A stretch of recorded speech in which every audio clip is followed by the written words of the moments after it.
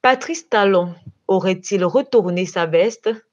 Le président béninois a créé un effet de surprise avec sa réaction sur le retrait de la CEDEAO, du Mali, du Burkina Faso et du Niger. Selon le chef de l'État béninois, la communauté économique des États d'Afrique de l'Ouest devrait tout laisser tomber pour préserver la paix. Lors d'un point de presse en date du jeudi 8 février 2024, le président Talon a déclaré que les sanctions ne sont pas faites pour durer dans le temps. Nous sommes les premiers à vouloir que les sanctions s'arrêtent. Et s'il faut arriver à la division des peuples, il faut tout laisser tomber, faire la paix entre les organes pour préserver la paix entre les peuples, a-t-il insisté. Et tel est le message prôné par M. Talon quelques jours après le départ définitif des États du Sahel de la CEDEAO. Un message qui laisse perplexe et suscite des interrogations. Quand on sait que le Bénin a été l'un des pays les plus stricts dans l'application des sanctions contre les pays du Sahel, en fermant sa frontière avec le Niger et en suspendant les importations de marchandises transitant par le port de Cotonou. Suite au coup d'État du 26 juillet 2023 au Niger, le Bénin s'était alors plié aux menaces et sanctions inhumaines de la CEDEAO et les avait vivement soutenus. Pour l'heure, Patrice Talon semble se repentir de ses péchés et revenir au bon sens et aux sentiments des plus nobles. La levée de suspension des importations fin décembre a été un premier pas vers l'apaisement, mais la déclaration de Talon aujourd'hui est aussi un signe que le Bénin est prêt à aller plus loin pour sortir de la crise. Pour les États du Sahel, c'est un chemin de non-retour.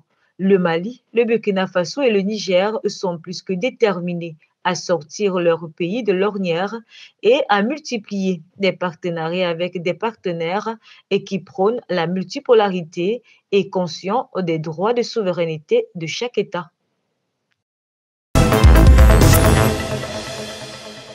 Ouagadougou et Tokyo s'engagent dans une nouvelle dynamique de collaboration.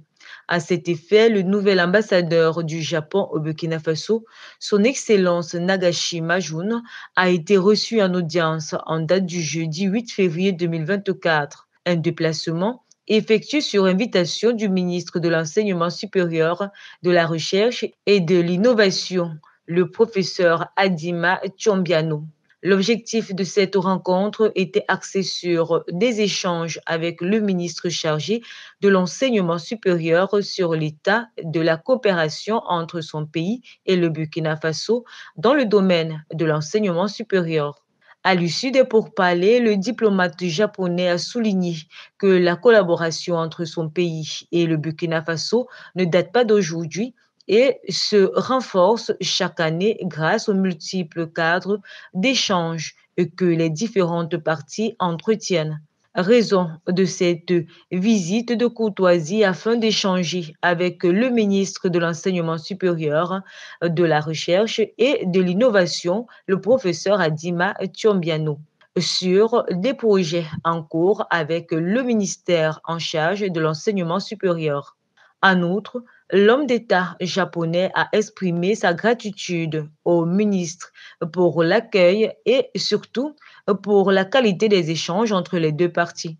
Le diplomate japonais se dit donc confiant de la bonne suite des projets engagés avec le pays des hommes intègres au regard du dynamisme et de la qualité de la coopération entre les deux pays. En multipliant ces partenariats, le capitaine Ibrahim Traoré veut redorer l'image de son pays bafoué par la colonisation et redonner un nouveau visage à ce pays ouest-africain. Son combat et sa détermination surpassent toute mesure. Engagé dans une lutte sans merci avec ses frères du Mali et du Niger, le Burkina Faso veut retrouver sa quiétude d'antan.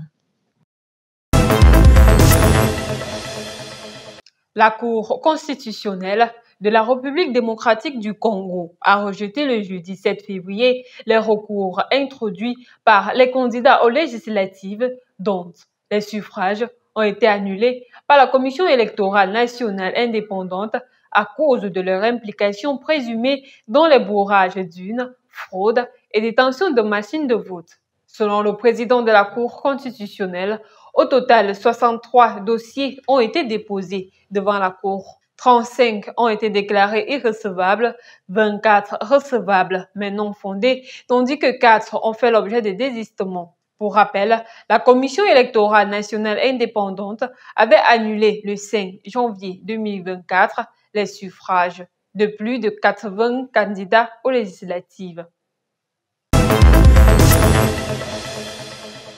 Vu la situation sanitaire à Gaza depuis la reprise des hostilités, le ministre tunisien de la Santé, Ali Mrabed, a appelé à l'élaboration d'une stratégie arabe pour la reconstruction du secteur de la santé dans cette partie du Moyen-Orient. S'exprimant lors de sa participation à distance à la première conférence internationale sur la reconstruction du secteur de la santé à Gaza, tenue à Amman, en Jordanie, le 7 février, le ministre a insisté sur la coordination entre tous les pays arabes en vue d'aider le ministère de la Santé palestinien à identifier les besoins des hôpitaux à Gaza à court et à moyen terme. À cette occasion, le ministre tunisien a condamné les massacres commis par l'entité sioniste contre le peuple palestinien, dénonçant le bombardement des habitations, des hôpitaux et des lieux de culte et l'assassinat des civils, dont des personnes âgées, des femmes et des enfants.